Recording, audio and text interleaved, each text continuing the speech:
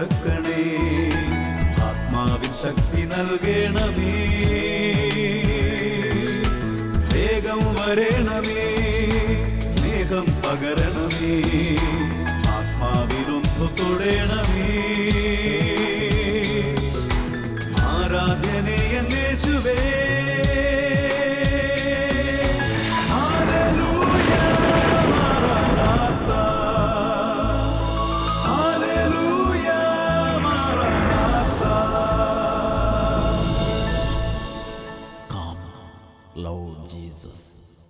പ്രിയപ്പെട്ട സഹോദരങ്ങളെ, ഇന്ന് നാം ചിന്തിക്കുന്നത്, നാം ജീവിക്കുന്ന ഈ കാലഘട്ടത്തിൽ നമ്മൾ ഇതുപോലെ ഒരുമിച്ച് കൂടി മധ്യസ്ഥം പ്രാർത്ഥിക്കുമ്പോൾ ദൈവം എങ്ങനെ ആ പ്രാർത്ഥനയ്ക്ക് മറുപടി നൽകുന്നു എന്നതിനെ കുറിച്ചാണ്.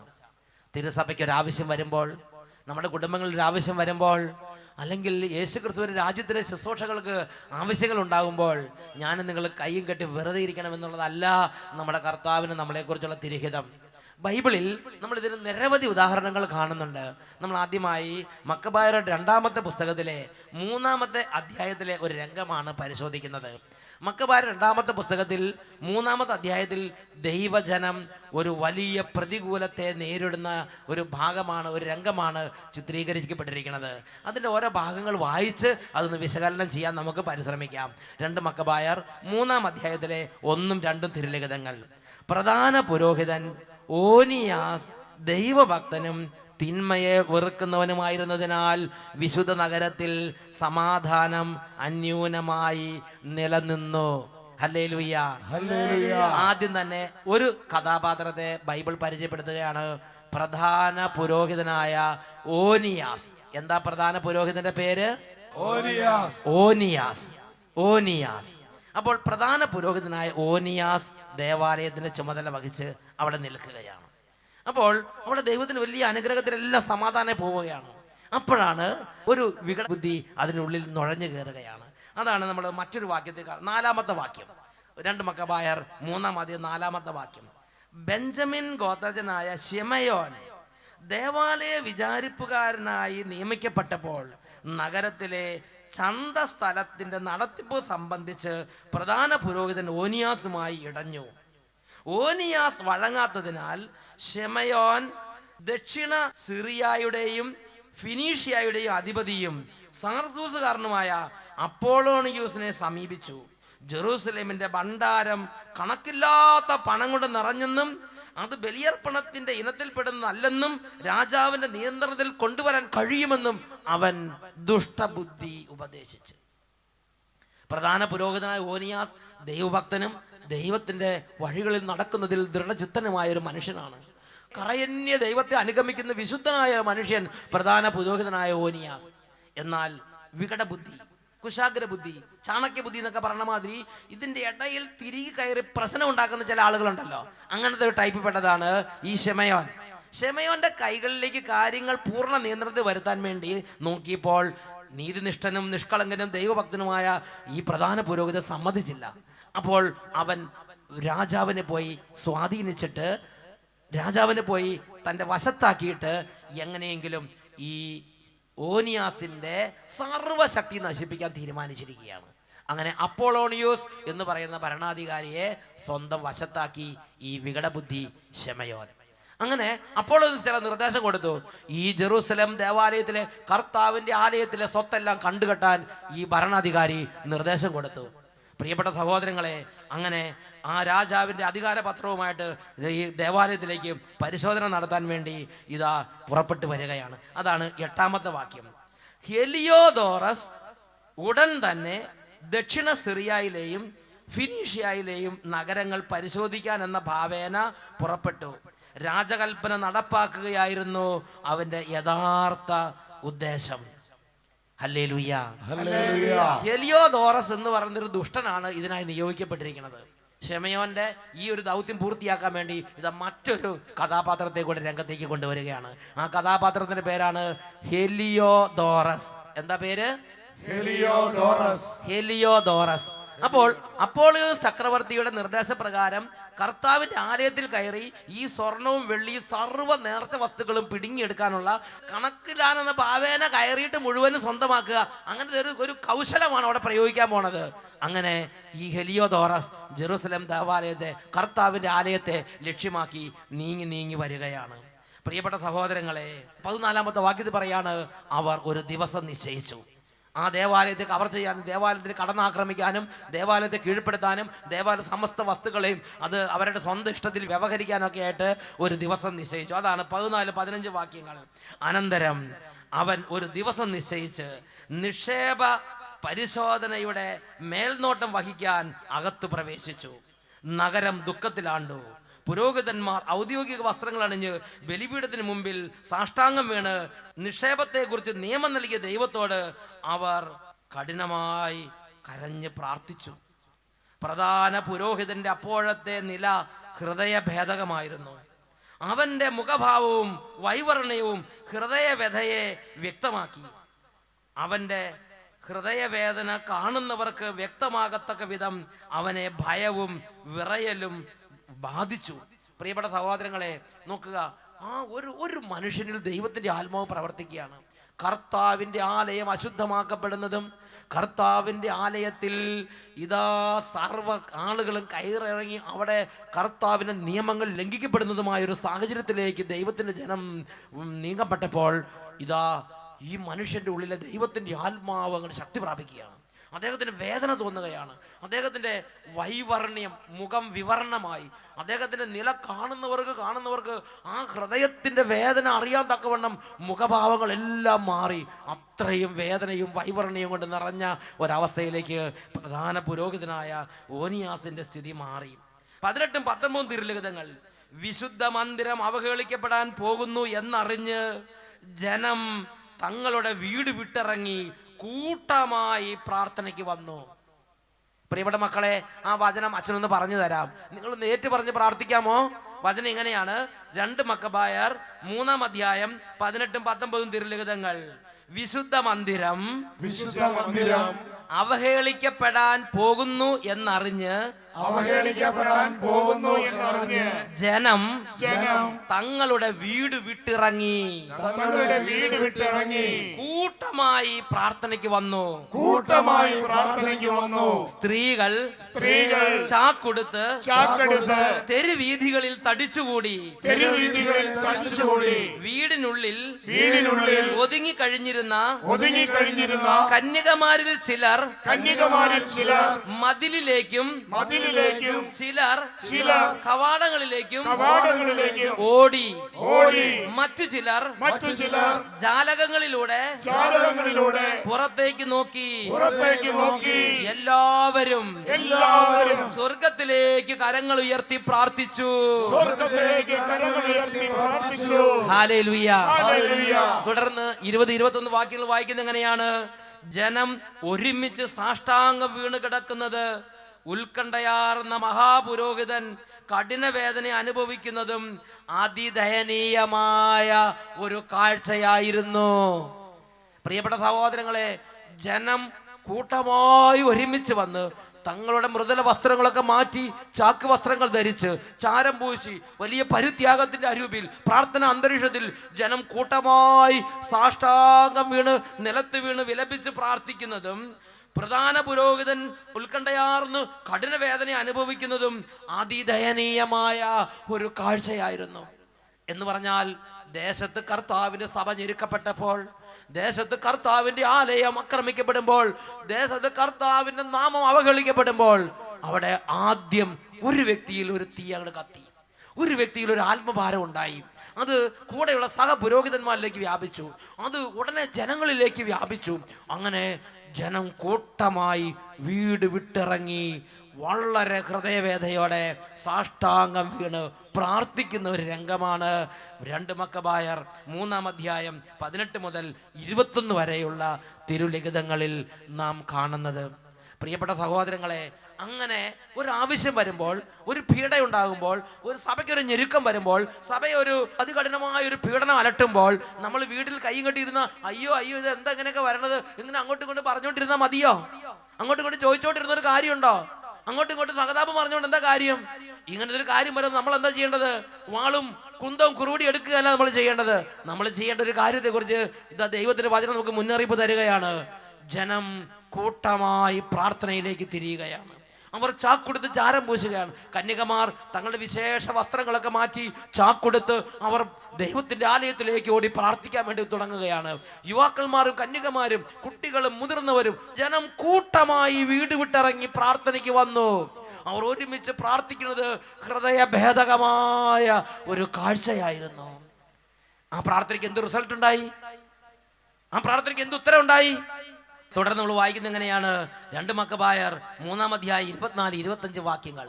ഹെലിയോദോറസ് എന്ന് പറയുന്ന ആ മനുഷ്യൻ ദുഷ്ടലാക്കോടെ ദേവാലയത്തിലേക്ക് പ്രവേശിച്ചു. അദ്ദേഹം വിശുദ്ധ സ്ഥലത്തെ സമീപിച്ചു.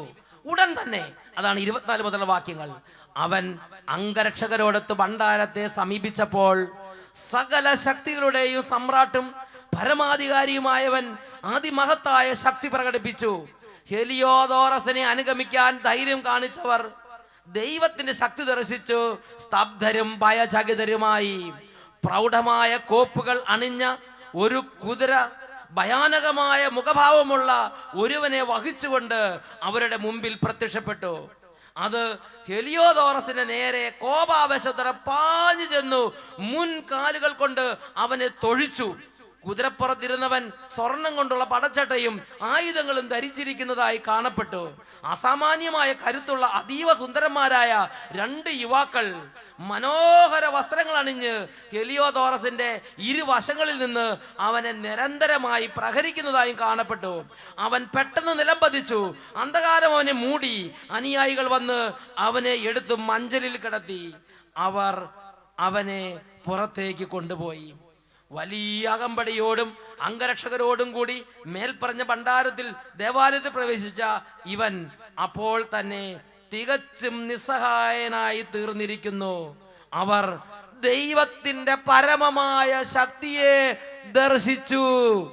ഇന്ന് ആർക്ക് എന്തും ചെയ്യാവുന്ന ഒരു സ്ഥിതിയല്ലേ ഉള്ളത്? എവിടെ ആർക്ക് എന്തും കയറി ചെയ്യാം, എന്തും കയറി പറയാമെന്നുള്ള ഒരു പ്രത്യേക സ്ഥിതിയല്ലേ ഇന്ന് നിലനിൽക്കുന്നത്?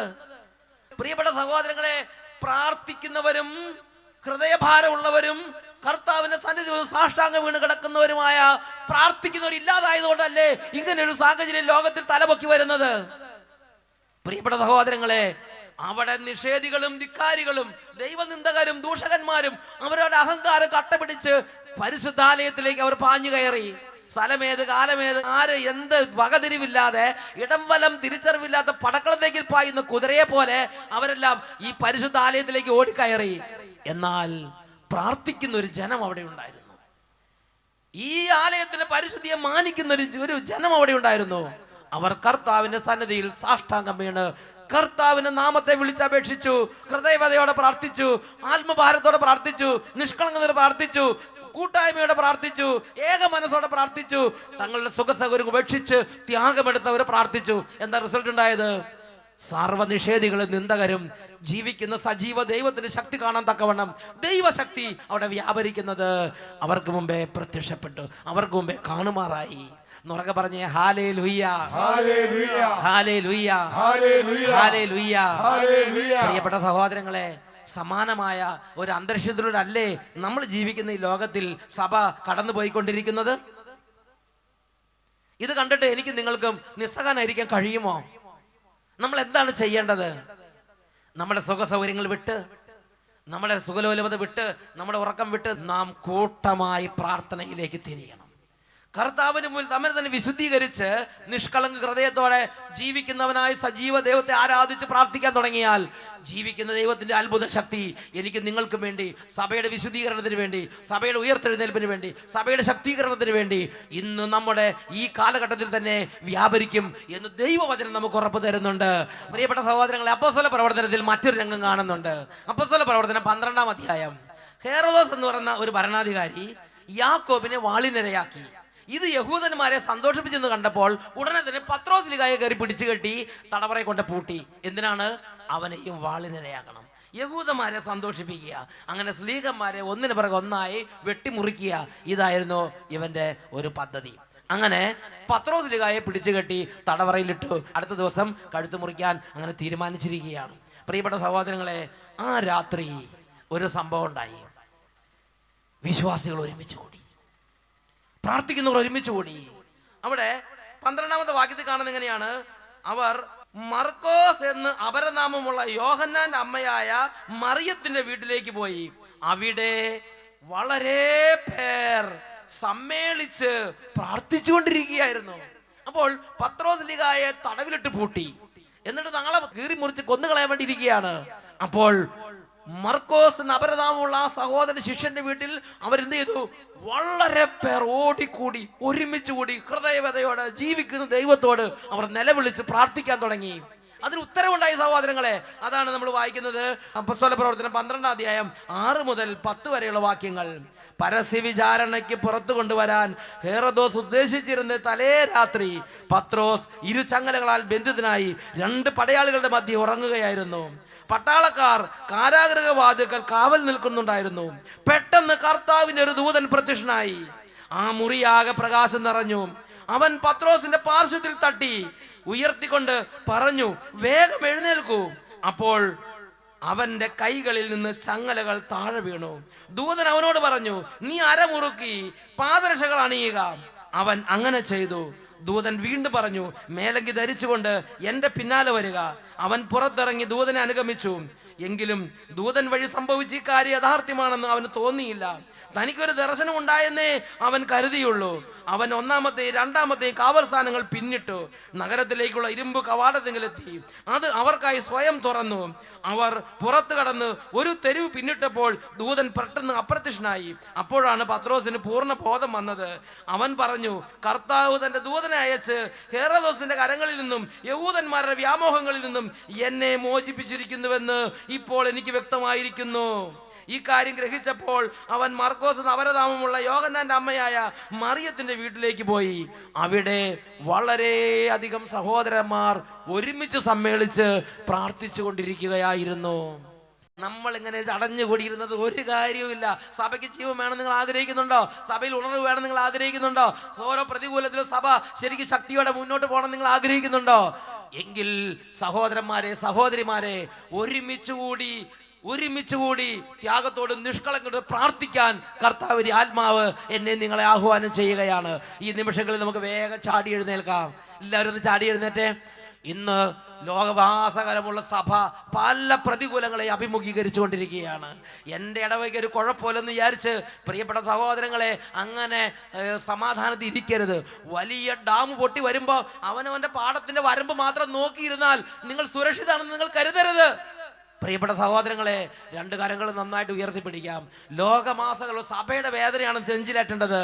ലോകമാസങ്ങൾ തിരുസഭ മാതാവിന്റെ ഹൃദയവേദനയാണ് നെഞ്ചിലേറ്റേണ്ടത്. തിരുസഭ മാതാവിന്റെ ഉത്തമ സന്താനങ്ങളായി ഇന്ന് ഈ സമയം നമുക്ക് പ്രാർത്ഥനയിൽ കൈകോർക്കാം, കൈകളെ ഉയർത്താം, മനസ്സ് തുറക്കാം. കർത്താവിന്റെ സന്നിധിയിൽ മനസ്സ് തുറന്ന് ഉറക്കെ സ്തുതിക്കാം. Hallelujah, hallelujah, hallelujah, hallelujah. ഓ അത്ഭുത ശക്തി ഇപ്പോൾ വ്യാപരിക്കട്ടെ. ദുഷ്ടശക്തിക്ക് പകർന്നു നൽകിയ പാഷണ്ഡതകൾ തകരട്ടെ. ദുഷ്ടശക്തിക്ക് പകർന്നു നൽകി പാഷണ്ഡതകൾ തകരട്ടെ. ശക്തിയിൽ ഉടഞ്ഞു ചിതറി സർവം നീങ്ങിപ്പോകട്ടെ. ശക്തിയിൽ ഉടഞ്ഞു ചിതറി സർവം നീങ്ങിപ്പോകട്ടെ. കത്തട്ടെ നീ കത്തട്ടെ, കത്തി കത്തി പടരട്ടെ. കത്തട്ടെ നീ കത്തട്ടെ, കത്തി കത്തി പടരട്ടെ. അഭിഷേകത്തിൻ ജ്വാലകളാല് ഭൂതലമാകെ നിറയട്ടെ. അഭിഷേകത്തിൻ ജ്വാലകളാല് ഭൂതലമാകെ നിറയട്ടെ. ആഗതമാകട്ടെ ബന്ധക്കുസ്ത, ആഗതമാകട്ടെ വേഗം പുതിയ ബന്ധക്കുസ്ത. ആഗതമാകട്ടെ വേഗം പുതിയ ബന്ധക്കുസ്ത. ആഗതമാകട്ടെ വേഗം പുതിയ ബന്ധക്കുസ്ത. പരിശുദ്ധാത്മാവേ, ദേശത്തെ ഉണർത്തണമേ, രാജ്യങ്ങളെ ഉണർത്തണമേ, ജനപദങ്ങളെ ഉണർത്തണമേ, മയങ്ങിക്കിടക്കുന്നവരെ ഉറങ്ങിക്കിടക്കുന്നവരെ തട്ടി ഉണർത്തണമേ. പാപശക്തികൾ പടുത്തുയർത്തിയ പ്രസ്ഥാനങ്ങളെ തകർക്കാൻ തക്കവണ്ണമുള്ള അത്ഭുത വീരന്മാരായി ഈ സമൂഹത്തെ ശക്തിപ്പെടുത്തണമേ. പാപശക്തികപ്പെടുത്തിയെത്തിയ പ്രസ്ഥാനങ്ങൾ തകരട്ടെ, പാപശക്തികപ്പെടുത്തിയെത്തിയ പ്രസ്ഥാനങ്ങൾ തകരട്ടെ. അഭിഷേകാഗ്നിയിൽ എരിഞ്ഞു നീറി ചാമ്പലായി പോകട്ടെ, അഭിഷേകാഗ്നിയിൽ എരിഞ്ഞു നീറി ചാമ്പലായി പോകട്ടെ. കത്തട്ടെ നീ കത്തട്ടെ, കത്തി കത്തി പടരട്ടെ, നീ കത്തട്ടെ, കത്തി കത്തി പടരട്ടെ. അഭിഷേകത്തിൽ ജ്വാലകളാണ് നൂതനമാകെ നിറയട്ടെ, അഭിഷേകത്തിൽ ജ്വാലകളാണ് നൂതനമാകെ നിറയട്ടെ. ആഗതമാകട്ടെ വേഗം പുതിയ ബന്ധക്കുസ്ത, ആഗതമാകട്ടെ വേഗം പുതിയ ബന്ധക്കുസ്ത, ആഗതമാകട്ടെ വേഗം പുതിയ ബന്ധക്കുസ്ത, ആഗതമാകട്ടെ വേഗം പുതിയ ബന്ധക്കുസ്ത, ആഗതമാകട്ടെ വേഗം പുതിയ ബന്ധക്കുസ്ത, ആഗതമാകട്ടെ വേഗം പുതിയ ബന്ധക്കുസ്ത, ആഗതമാകട്ടെ വേഗം പുതിയ ബന്ധക്കുസ്ത, ആഗതമാകട്ടെ വേഗം പുതിയ ബന്ധക്കുസ്ത, പുതിയ ബന്ധക്കുസ്ത, പുതിയ ബന്ധക്കുസ്ത, പുതിയ ബന്ധക്കുസ്ത. ഹല്ലേലൂയ മറനാഥാ. Come, Lord Jesus.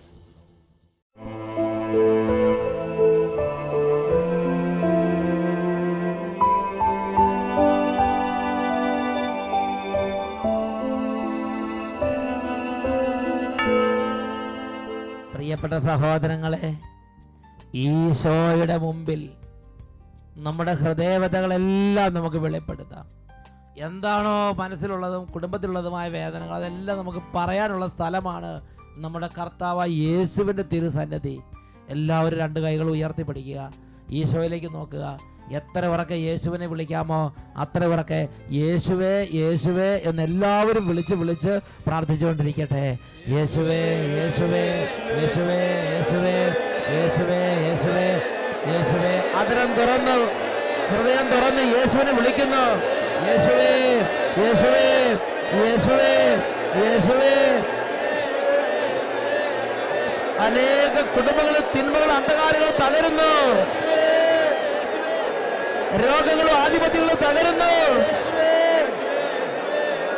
കുട്ടികളുടെ പഠന മേഖല തടസ്സങ്ങൾ മാറുന്നു. യേശു നാമം ഉറക്കെ വിളിക്കുന്നു.